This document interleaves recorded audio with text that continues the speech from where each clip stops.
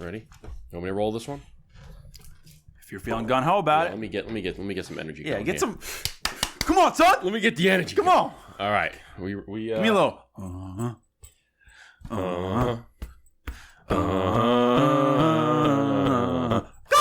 What's going on, everybody? On today's episode of the Burndown Podcast, the National Academies? Academia nuts? It literally says Academies. Academies. Oh. Man, you are really off. What's going on, everybody? Welcome back to another episode of the Burndown. Today's episode, the National Academies of Science, Engineering, and Medicine validates PCA call for premium cigar category. What the hell does that even mean? We're going to talk about it. Coming up next on the Burnout.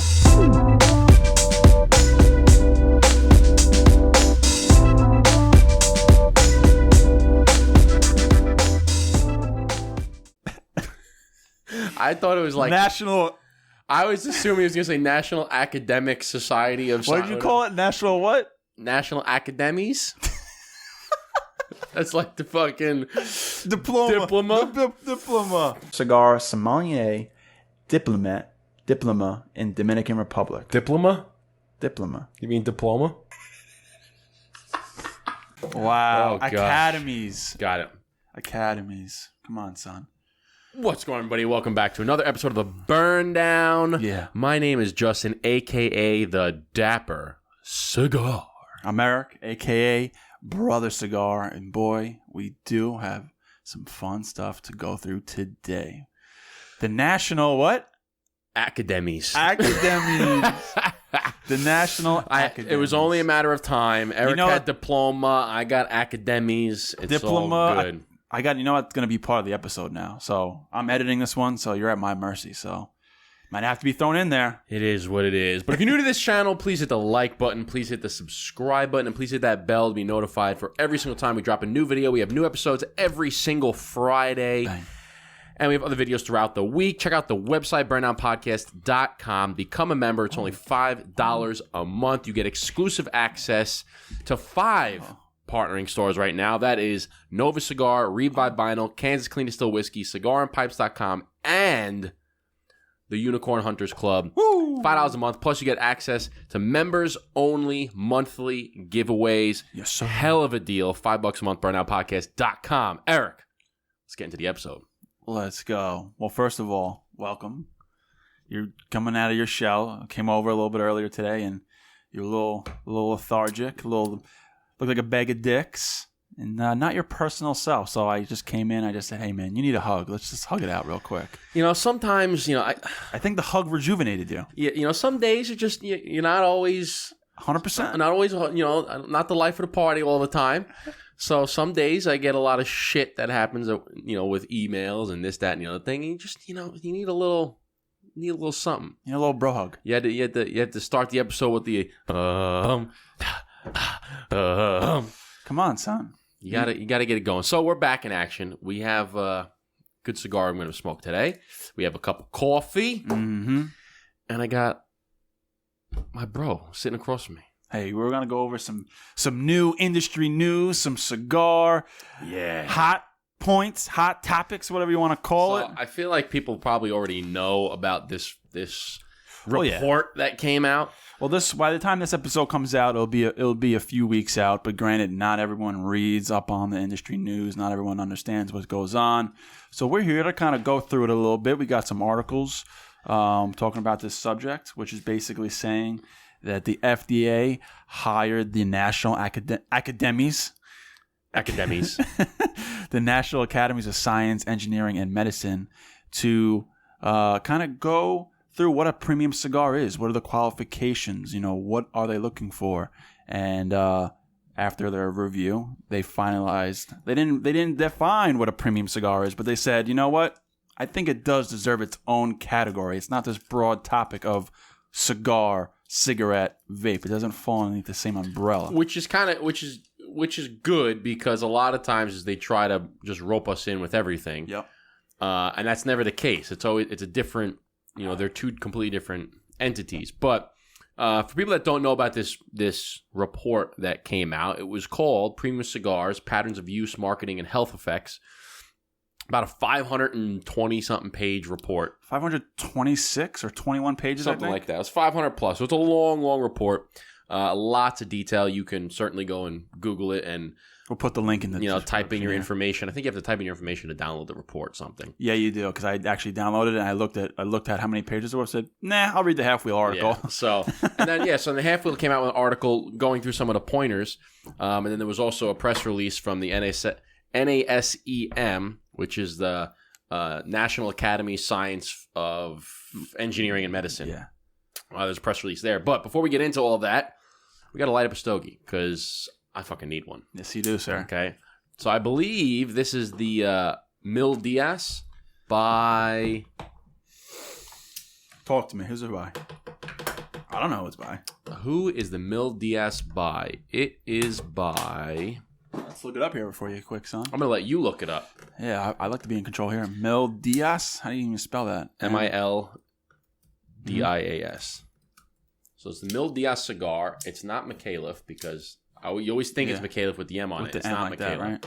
It is... Crown Heads? Is it? It says... Yeah, Crown Heads. Crown Heads, yeah, okay. There you go. Crown Head. I like Crown Heads. So, what are you smoking? And now you got a good one, man. This is... I actually have never smoked this particular cigar before. Really? I think I've smoked the non-Cohiba brand maybe once or twice. What do you mean the non... Like I'm sorry. Oh, non-Cuban. What did I say? Non-Cohiba? Non-Cohiba brand. Yeah, the non-Cuban Cohiba brand. Maybe once or twice when I first started smoking cigars, but... Well, that's a really good one. Yeah, I remember you having a lot of high aspirations for this cigar, and I have it, and I wanted it with a cup of coffee, and by golly, that's what we got. So I got the Cohiba, Connecticut, beautiful band, metallic, white and gold, with a beautiful cup of coffee brought to you by the Justin Heisig household. So, without further ado, light it up. That's actually a great stick. And I'm not a big non-Cuban Cohiba smoker, I should say. I'm a fan of them. Yeah. But I don't smoke a lot of them. I have smoked that one. That's a great stick. I've smoked the other one, the Spectre, I think. But I do smoke a lot, just the regular Cohiba Cubans. Okay. I love this lighter, man. This lighter is so good. I have terrible luck with torches, as you know. This one, I don't even know who makes it. I know it's Caldwell has his name on it, but I don't even know. Oh, right here. Oh, Vizsla. Vizsla? Yeah, I was gonna say I can see the company, like I could see the lettering. I just couldn't see what it said, but I can picture the Vizsla. VISOL. Mm-hmm. So here we go. All right, so Eric, talk to me. So you sent me this article. You said, "Hey, we're going to talk about this on a podcast today." So I read through the article, and I got to be honest, man. Like after the day that I had, I was just like, you know what? I don't want to fucking read this, and I read it anyway. Gotta be prepared, man. And it was interesting. There was a couple things in here. It kind of, it was a couple good pointers. I got the general gist of it. But Eric, tell me. So I saw this on Instagram when it first came out, and I posted about it. The PCA making the announcement. So I wanted to read up on it. So I printed out the PCA's version of it, kind of just a high-level overview. And then I have here from Halfwheel 11 things, NASEM's premium cigars, patterns of use, marketing, and health effects. So he kind of goes through his takings. So Halfwheel read, this is the press release, Halfwheel read the full article, and then jotted down 11 things. So there's a point in here in Halfwheel's article that talks about PCA and why they're excited. So I want to start. It's like his 7th point. So I want to start with that. But essentially, the title from PCA is NASEM's validates PCA call for premium cigar category. So like we said, FDA, hopefully, certainly NASEM is acknowledging that. NASEM is acknowledging that premium cigar has distinct characteristics. Not just, they don't fall underneath the umbrella of cigar, like a machine-made cigar that goes in the gas station, or just overall tobacco with cigarettes and vape and e-cigs. Which is good because that's essentially what cigar smokers have been pushing for the longest time, is that we are two completely different bodies. It's not the same. You can't rope us all together with cigarettes and machine-made tobacco and vaping and all that. It's completely different things. Absolutely. And that's a why, win. That's plus. And that's why it is a plus. So it's saying, acknowledging that premium cigars have distinct characteristics, method, and frequency of use results in different health outcomes compared to other tobacco products. Echoed by the PCA's testimony that premium cigars represent a unique product that present a lower risk to public health. Basically saying that, people who smoke premium cigars aren't inhaling the cigar first and foremost. There's no additives, there's no chemicals in here, leading to less health hazards as if you were to smoke a cigarette or smoke a cigar and inhale it. See, and that kind of brings up the discussion of when you read into these articles, right? And they're 500 plus pages, reports, I should say, 500 plus pages. And if you really read into it, the first, little blip right here is going to say one thing, and then 300 pages later, it says another thing. It's like, I feel like It's actually funny that you mentioned that because he mentioned something like that in this article here. I feel like you're almost padding your report just to make it 500 pages. Like I'm a high school kid trying to write an essay at the last minute, and I'm just going to bullshit it just to get to the word count of 1,000 words. You know what I'm saying? Now, he mentions, who wrote this? Charlie, right? Charlie Minato from Halfwheel. He mentioned saying something like that, like, he got a text from someone in the FDA or something. He got a text from someone. I remember that. He was saying that the person read it and said it was bad, and then 10 minutes later read more of it and said it was good, and it's like the article's going back and forth. And the guy, Charlie, kind of fogged his mind going into the article because he's expecting it to be bad, and then 2 seconds later it's like, well, it's actually good, and then he couldn't really, eventually he got his thoughts together. Yeah, because it's the article, the report is so large that if you were to read, let's say, pages 20 to 25 on some website, some snippet, you can get one opinion of it. But then if you read pages 125 to 130 on some other article, it gives you a totally different vibe. Yeah. Versus the last 50 pages, you give a third vibe. And it's like, that shouldn't, if the article, if you're trying to report something, it's kind of, you're contradicting three different. But then on the other side of it, it says just read the whole article and then you have an opinion on it instead of reading. And at the end of this article, he kind of points out the good things and the bad things of it, which was good. So, like, just to keep going in this PCA announcement, in 2021, FDA charged NASEM with reviewing available data to determine whether premium cigars existed as a distinct product compared to other cigar products. If FDA also asks if such products existed to compare health outcomes and the impact it may have on vulnerable populations. NASEM stated that while all cigars are tobacco products, premium cigars are predominantly whole leaf tobacco and lack additives, fillers, and flavors that can be found in non-premium products. NASEM also agreed with PCA's long-standing position that price point is irrelevant given the cost of the material and the construction of premium cigars make them inherently higher price. Because I think at one point they said it was a $10 thing. Yeah, right? It would only consider to be premium if it was like at a threshold, which is like $10. Well, another thing in here too is I think that in this report they said something along the lines of premium cigars, because that was the thing, is like you just mentioned there, is there's a very the definition of premium cigars is very gray. There is no black and white. It's no definitive wording used. It's up for grabs. And some people say, all right, it's 100% tobacco, and then other people say it's at least 50%. I'm like, there's a big difference there. Like what we're smoking is almost 100% tobacco. It's like 99.9% aside from the vegetable glue. But if you have some of these other machine-made cigars, they could have 50% tobacco in there, and the rest could be crap, and they're going to label that as a premium cigar. Like, no, that's 100% different. I went through this whole Halfwheel article. I highlighted a bunch of stuff, made notes so we can touch on them. So the last thing in this PCA announcement, while the report was clear that all tobacco products contain additive nicotine and harmful constituents, I can't even read. I didn't even see it. Where was it? It's the. Not like it freaking matters. No, it doesn't matter. I just want to see the review concluded that health effects differ based on depth of inhalation and frequency of use attributed to individual cigar use. The report stopped short of stating that there are fewer adverse health effects. Instead, it indicated that specific research on inhalation patterns was lacking, that is less likely to be inhaled. Although the report noted that many premium cigar users do not inhale, they indicated insufficient research was available to draw conclusions. So that's just the PCA piece right there. So here's another interesting thing. So, I'm kind of stepping through Halfwheel's review on it. I guess it's essentially a review on the article. And he kind of goes into why does this report exist. He goes into the history of it, where it started with the FDA, was trying to figure out what to call a premium cigar. Should they regulate it like they would with machine-made and market cigars, or would they regulate them separately? They decided to pick option one. Then cigar trade groups start suing, and there's health groups suing Maryland. Their health groups win in Maryland. It kind of goes to this whole thing. But getting to... I think before we get into this whole report, because he has about 11 different points, I wanted to go over point 7, which actually talks about the PCA specifically, that their announcement, basically stating, why is the PCA taking a victory lap about premium cigar category?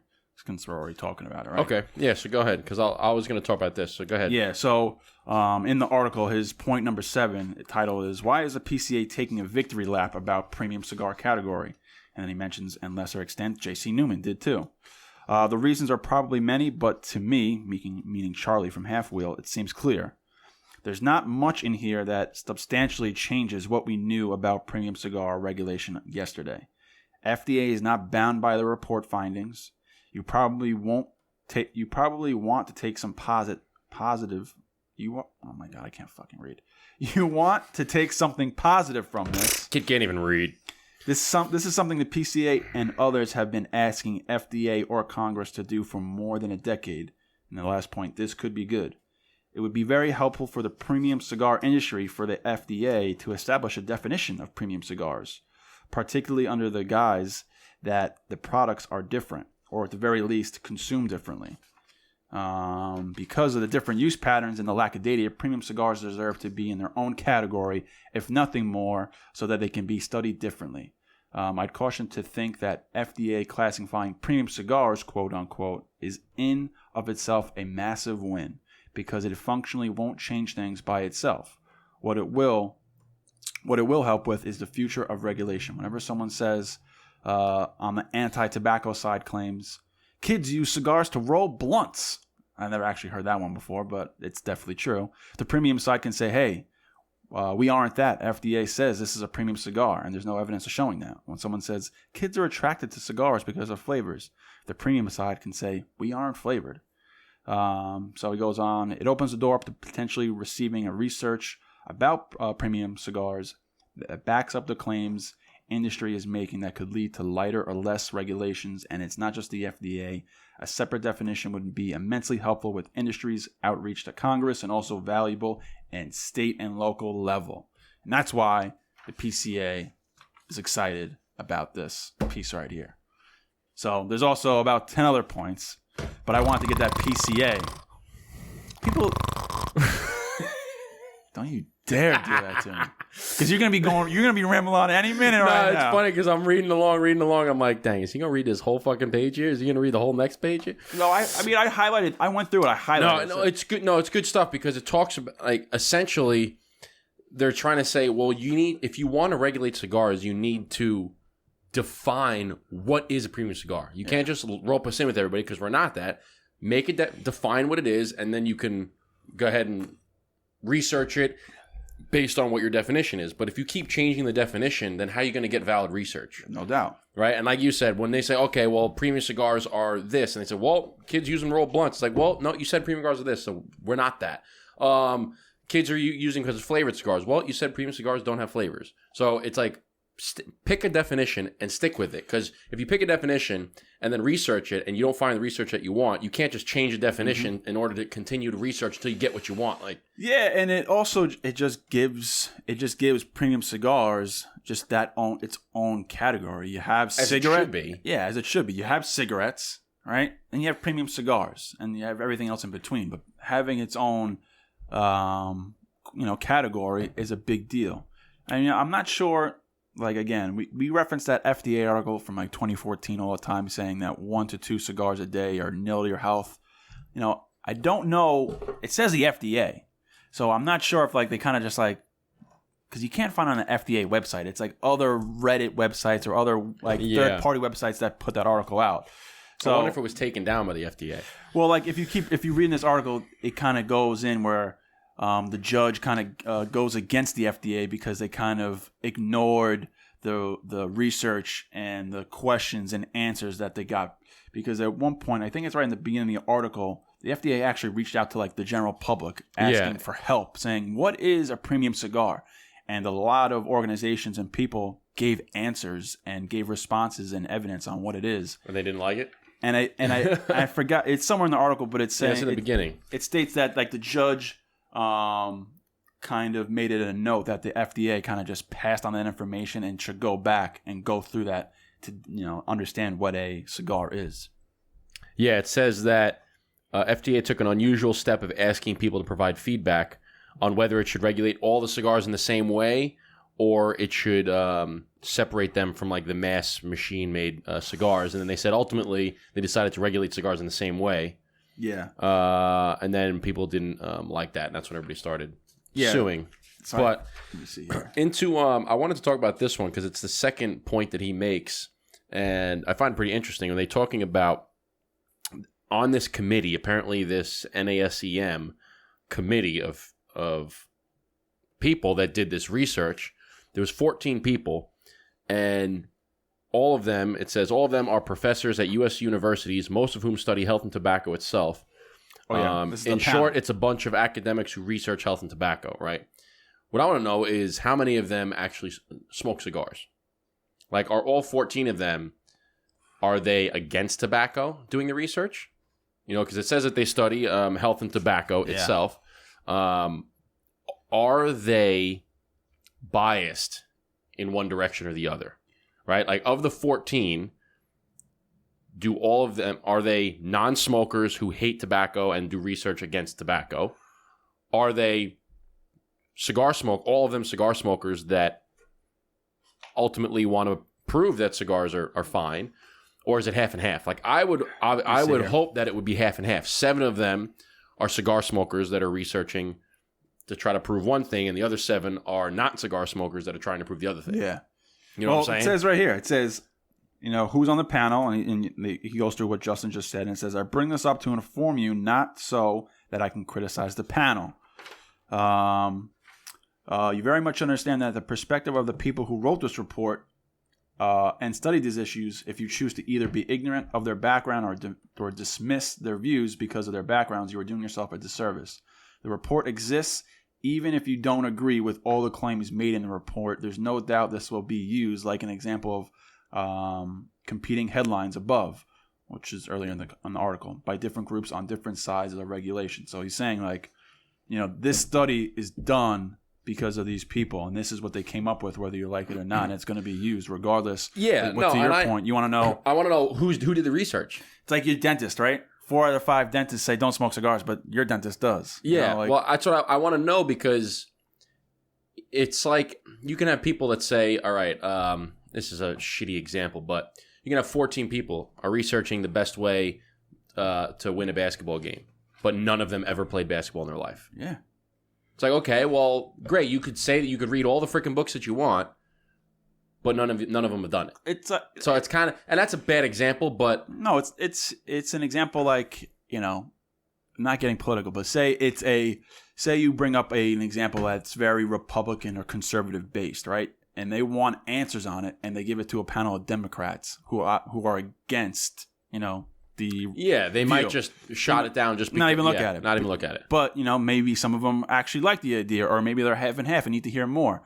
So you don't actually know what's in. So maybe they're. So what he's saying is that they're doing it on purpose. That they're not saying whether they smoke or not, or whether they're against it or not. Which, if you're kind of doing a whole long 520-page report on the health effects of tobacco, and you're saying that they're comparing it to cigarettes, I'm assuming that you want to shoot it down and say that they're bad. I would think, these guys who study health or tobacco itself. So I would think if you study tobacco, they're educated. No, they're educated. Not even educated, but like you have to have some kind of interest in tobacco, whether it's good or bad. So that's what he's saying. Like if you're a true reporter or researcher, you want to provide real information. maybe Do today, you? maybe today's day and age, Do you? might be more and more fake news. So maybe Do maybe that doesn't make sense. But I would think if you study these things, if I want to be an expert in something and I study it, like I'm not an expert in cigars, but I know a lot about cigars, so I want to make sure whether I like the information or not about cigars, it's factual. You know what I'm saying? Like when people say cigars are terrible for you, I'd be like, no, they're not. Okay, yeah, they have nicotine in them. I don't doubt that, but it's not bad for you in a cigar sense. You know what I'm saying? Like I'm trying. You have to. Nicotine's relaxing, isn't it? It is, all right. And it's a good point you brought that up because I wanted to make a point about, nicotine actually has some positive effects. But before that, what I was stating before about the... Damn, you highlighted the whole damn page over there. Good information. This is how I work. But... supposed to highlight the key points.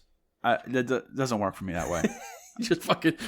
No, like in other spots, I highlighted key points, but I usually like to just read it's easier for me if I look at the highlight. If I just see the word, one word, I'm going to read the whole sentence anyway. So I might as well just hide the whole sentence. So I think so. But what I was trying to say was how the FDA kind of ignored their findings. It says right here. I just had it. Well, I thought you highlighted it. I did highlight the fuck out of it. Okay. Whatever. In August 2022, they made a bizarre move. The FDA proposed delaying the product approval process for premium cigars. That part seemingly trouble for FDA dates all the way back to 2014 when the FDA announced its deeming regulations, asked people to comment about whether or not it should regulate premium cigars. And then it says, plaintiff argued that the FDA did not instead dismiss the comments without actually having evidence that supported that decision it made. So basically saying the FDA said, we're going to deem them... we're going to, regulate premium cigars. And the judge was like, well, you asked all these people, you gathered evidence, and you kind of just ignored it. So you can't do that. So I guess that's a win for the... I guess so, yeah. Right? And we're kind of all over the place here. No, because, the question I was going to ask is, back on the 14 people and not knowing their backgrounds, I can see it two different ways. One, you can say, all right, you don't want any bias. Whether, you don't want to know what their backgrounds are, what their current stance on tobacco is. You don't want to know that because you want to stay unbiased, right? But not knowing that information kind of leaves it open for when you read the research, right? The research come out, let's say it comes out and it points tobacco is bad. You're like, all right, well, I want to know who did the research, right? Is it people that were the 14 people, were they biased going in? Or on the flip side, research comes out, cigars are great. All right, let me see the 14, right? But if you came and said, listen, we got 14 people. 7 of them were biased one way and 7 of them were biased the other way. And then you come out with your research. Like, okay, well, you got 14 educated people that say they study health and tobacco, and 4 biased one way and 4 biased the other way, and here's the results that the 14 of them got. That's what I think that gives you a little bit more clarity at the end of it. Yeah, because I don't think it should be 14 people who like cigars, and I don't think it should be 14 people who don't like cigars, whether or not they do or whatever. Right. It should be it's kind of like what do you call it? In the fucking court system, the jury. The jury has to have no outside information from the news, family members, friends of the case. They only know the facts of the case. It's got to be the same way when they do this. Mm-hmm. Whether that's true or not, I don't know. But so yeah. So these are some of the things that they define as a premium cigar association. They define as a premium cigar, and they list their sources. So this is from August 2020 court ruling. Definition: wrapped in whole leaf tobacco, contains 100% leaf tobacco binder, contains at least 50% of the filler by weight. Long filler tobacco. So that's a big key. I want to stop you right there. So what page is that on? 6. Oh, right here. So this is table 1A, premium cigar definition, sorted by definition. And when was that? That was right here, August 2020. August 2020. Prohibiting enforcement of pre-market authorization requirements for premium cigars. So this is the FDA in 2020. And this is their makeup. Saying that it has to be wrapped in whole leaf tobacco, contains 100% leaf tobacco binder, contains 50% filler. Okay? Do you know what a 50%, like if your cigar is made of 50% tobacco? Not a good cigar. Like that's not a good premium cigar. That's what I'm saying. So this is where that's a very, very loose definition. That ropes in all the premium cigars, all the pencil shaving shit, all the Black and Mild crap, like little metals on the floor, little boogers that you flip 50%, like, because these that we're smoking is 100% tobacco, long filler tobacco. Yes, sir. There's no bullshit in there. So when they say 50%, that's big. Yeah. I mean, just to name off a couple other things. And then on top of that, okay, so here's another question. How can you have, and maybe there's an answer to this, I don't know. How can you have contains at least 50% of the filler by weight long filler tobacco? Okay. Let's say it says 52%, right? And then on the bottom, a couple rows down, it says contains only tobacco, water, and vegetable gum with no other ingredients or additives. So flavored cigars are not premium cigars. No, but if you have 50% tobacco, at least 50%, let's call it 65% tobacco. What's the other 35%? It can't be all water and vegetable gum. I see what you're saying. Right. I thought you were going the flavored cigar route. No, so I'm saying, so this one side says it's got to be at least 50%, and the other side says it's only tobacco, water, and vegetable gum. So vegetable gum only accounts for the label. Water accounts for the humidity in the cigar. And look, and that's just the FDA, because if you go right across to source number 7, it's traditional and large premium cigar tax definition, Colorado General Assembly 2018. It says, is wrapped with 100% leaf, is bunched with 100% tobacco filler. Yeah, and this was in 2018. But like, I see something dates back from 98 and 2010. You know, they have all these different.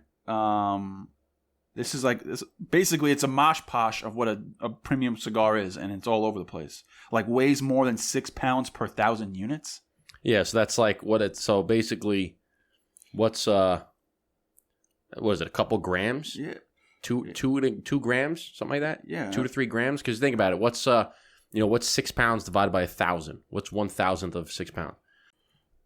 500 grams is 1.1 pounds. So about 500 grams per pound, and there's 6 pounds. So that's about 3,000 grams, right? In 6 pounds of, right? So basically divide that. So it's 3,000 grams in 1,000 units. So it's about 3 grams per unit, right? My brain is right. So you just do it. So basically about 3 grams. So that means each cigar has to weigh 3 grams, more than 3 grams. So that means if you have like a petite cigar, out. Have a Lancero, out. Right? Yeah. Have anything shorter than a Robusto, out. I mean, some of them even have measurements. NCI website 2010 can measure more than 7 inches. This one from Corey ETAL 2018. Usual price paid per stick, less than $2. It's considered a premium cigar. So it's just, that's why it needs to have its own category. It needs to be. I'm going to Google it. I'm going to look up like. It's worth pointing out that it's not the case that a definition has never existed. Rather, an established definition has not existed. Here you go. So it says it has to weigh more than 6 pounds per 1,000, so more than 3 grams, right? So this one says an average Robusto cigar weighs about 11 grams. Yeah. So what this article is saying about these two tables here, it says it's not saying that a definition has never been existed and established, meaning like a concrete definition, because these two pictures illustrate various definitions that have been used to describe premium cigars, and the charts doesn't even take into account the FDA's own proposed definition of premium cigars. The definition of premium cigar changed from 2014 to 2020. So this is actually interesting. So I actually found this really quick, and this kind of just fact checked myself, right? So this is on CubanCigarWebsite.com. Okay, I just Googled it. This is Cuban Cigar Factory names. So these are all the different names of the sizes and what their common names are. And it shows you their ring gauge or length and their weight in grams. Every single cigar has come out. So a common Robusto, right, about 5 by 50, weighs about 12 grams. Yeah. Okay.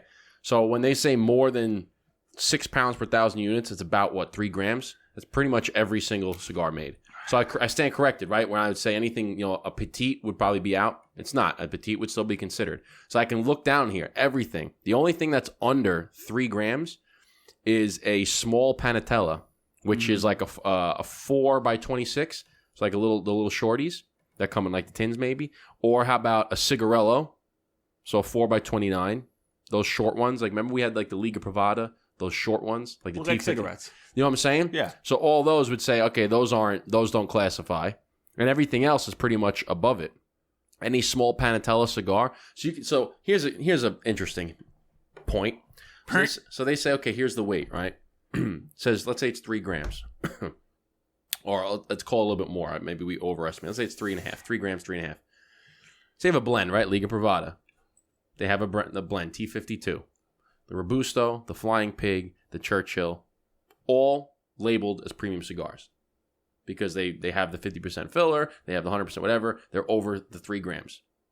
Same exact cigar, same exact blend, but it's a small Panatella. Now it's under 3 grams. Not a premium cigar. Bizarre. Same exact company, same exact cigar, same exact blend, everything. They just make it a little bit smaller. And that's why it says there's many definitions. There's not an established definition. This is an interesting website though. This is cool. Right. It tells you Save it. Dude, it's long, but it's got the name of what it came out of in Cuba, what they called it, right? So, like for instance, a Robusto, they called it the Bohemios. 51 ring by 5 1/4, 12.64 grams. Robusto, and last produced, they have the current year. So they have ones that like last produced in, 2003. This last produced in 2002, last produced in 1990. Like all these crazy sizes. Very interesting. Anyway. Back on topic. Yeah, sorry. I just thought that really, was that weight thing was funny. Here we go. Right? There we go. Come on now. So get back into it. So these are some of the takeaways from Charlie at Halfwheel. I'm not going to go through them. But, one of them he points out says there's no smoking gun one way or the other. If you're hoping to find some evidence that premium cigars aren't dangerous, that's not here. If you're hoping to find evidence that 12-year-olds buying premium cigars, if you're hoping to find evidence of 12-year-olds buying premium cigars, that's also not here. Page 8. Most of this is not based on new data. The authors of this report acknowledge, as much as saying that there should be further studies of premium cigars on a wide range of topics, but that those will require new data gathering. And then there's an answer here, I guess, from a doctor. It says, perhaps nothing encapsulates this theory better than an answer from Dr. Stephen Tishin. I'm not even going to say his last name. The committee's chair, who said during a Q&A session, because their ingredients, premium cigars are intrinsically as harmful as cigars and cigarettes.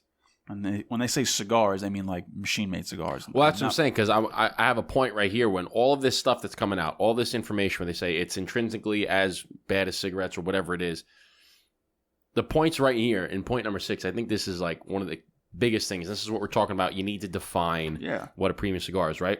Because on page number 9, right, it says, things that should be noted, the biggest difference between the NASEM's report versus the FDA's definition of cigar, right? NASEM says does not require 100% tobacco leaf binder, whereas the FDA does. NASEM does not explicitly say, quote, contains only tobacco, water, and vegetable gum with no other ingredients, though the FDA does, right? So the FDA, that's the regulating body, saying that premium cigars have to contain 100% tobacco leaf, 100% binder, 100% filler, and only has to be tobacco, water, and vegetable gum. Whereas NASEM, who's doing all this research, just came up with their own thing, says, nah, it doesn't have to have that stuff, and we're going to do research on it. Yeah, you know what I'm saying? So that's like where you're saying it contains all these toxins in this thing. I said, yeah, but it's a completely different definition than what the FDA says. Well, it actually, so after that sentence, it says, because of the ingredients, premium cigars are intrinsically as harmful as cigars and cigarettes. The actual health effects, though, are a combination of their intrinsic characteristics and how they are used, duration, frequency, depth of inhalation. Since only a small portion of the population smokes premium cigars, and those who do, most only smoke a small number each month, the aggregate health effects in this population are modest. So basically saying... Yeah, so it's essentially the same shit we always say. Yeah, smoking tobacco is bad for you, but people who smoke premium tobacco endure lower health risks. 1, they don't inhale it. 2, they don't smoke it as often. And 3, there's no motherfucking chemicals. And so to continue on that conversation about it kind of going back and forth, these two conclusions that we were referring to earlier when we were talking about it. Charlie says, on the positive side, it makes it clear that premium cigars are likely to have less of negative health impact because most people that smoke them do less oftentimes than other tobacco products. Right. So they're saying that people that do cigarettes and vaping smoke them multiple times a day, all day long, every single day. Whereas cigar smokers indulge maybe once a week, if that. If that, yeah, exactly. Yeah, they're not like us that are smoking. And after that statement, he refers to the report and says, conclusion 5-5, there is strongly suggestive evidence that, again, health consequences of premium cigar smoking overall are likely to be less than those smoking other types of cigars because the majority of premium cigar smokers are non-daily or occasional users and because they are less likely to inhale the smoke. And then right after it, on the other hand, it says the ingredients are likely to be as dangerous as other types of tobacco products, kind of contradicting what it's just saying because now inclusion 2.1, what we stated earlier, saying that conclusive evidence that there's addictive, toxic, and carcinogenic substances in cigar tobacco in general are the same as those that are present in cigarette tobacco, and which is not the same. These are two completely different things. But this is where the lack of data about premium cigars causes problem for the committee. Most of its scientific findings are not based solely on premium cigars, but rather research on cigars or large cigars, aka not premium cigars. So I think what this all boils down to, right, because we're coming up on 45 minutes here for the episode, but I think it all boils down to what is a premium cigar? What's the definition, the universal definition of premium cigars? What I would think it is cigars that are 100% tobacco, and the only thing that's additive is water. That's inherent. That keeps it humidified, keeps it moist, and the vegetable glue. So if you want to include all those ingredients, it's not really 100%. It's more like 90 whatever, 98. But there's no additive chemicals. There's no filter. There's no flavors. There's no nothing. It's just tobacco, the water that keeps it humidified, which is inherently in the tobacco leaf, and the vegetable glue. That's what I would think a premium cigar is, because I think that there's a lot of the main topic here is that this body over here says, hey, this is what we're gonna call a premium cigar. We're gonna do all our research on this. And then this body over here says, we're going to call it something different and do our research on this. And there's a third body that's going to call it something completely different. And I feel like you guys got to get together and find out this is what we're going to call, because that research completely different than this. I mean, you can have your research and they can have their resech. But if you're not researching and basing on the same underlying definition, then it's for nothing. My thought process on it is it's the FDA, it's the government. They collect millions and millions, probably even billions of tax revenue on tobacco. So, and even though... Yeah, so leave us the fuck alone. So even though George Habersky from the PCA, Joshua Habersky, sorry, Josh, who's the head of government relations for the PCA, who we had on the podcast, he stated that a tenth of a percent, right? I was under 0.5%. Under 0.5% of all tobacco sales are premium cigars. So it's like almost... But again, what do they define as premium cigars? They don't. They just say tobacco's tobacco because the money's good and we don't want any... No, I'm saying because I think what Joshua defined premium cigars was what we were saying. It's 100%. It's not the machine-made stuff. It's not the flavored stuff. It's just premium cigars that are 100% tobacco. Right, and that's only under 0.5%. Whereas these guys could say, NASEM could come in and say, well, that's incorrect because we think that premium cigars are this, and when we run the numbers on this definition, we get 10%. But at the end of the day, even if NASEM comes back and comes to the FDA can just say, I don't give a shit about your findings. We're gonna make it what we want it. Because at the end of the day, they all will have the iron fist. But what I'm trying to say is, I think the FDA is just so content with just collecting. They don't give a shit about premium cigars because, in their eyes, they're like, It's great tax revenue. Why are we gonna? Let's just keep delaying it. Let them focus you know what on they it. should do? They should and just push it tax off. instead of having all these different taxes. We talked about this in a previous episode. When I was saying we were at an event, right? The Matthias Clocks event at Merchants. Yeah, at Merchants Cigar Bar. I was saying that they should just. I think the vendor there, Amendola Cigars, was telling me that the number of cigars that are sold every single year is like 360 million, something like that. Okay, that's basically one per person in America. All right, that's just in the Americas. He said it's looking to approach 500 million. So I'm like, you know what they should, instead of trying to change all the different, this state taxes this and that state taxes that and this doesn't have any tax, what they should do, keep it simple, right? Kiss it. Keep it simple, stupid. Charge a quarter a cigar. A quarter a cigar. Okay? 25%. 25% on $1. Or 25 cents per cigar. Okay? So let's just call it 400 million cigars are sold every single year. And you charge 25 cents. Cigar smokers are going to be, it's $100 million. Oh, okay. Okay? That means they're going to collect $100 million, right? Because 25% on, if it was $1, it'd be 400 million. 25% of 400. So it'd be $100 million they're going to collect on taxes. Cigar smokers are going to be, I've never said this term ever, but they're going to be hella happy. Okay? Hella happy. Because if you're going in and your cigar's like 25 cents, like, okay, fine.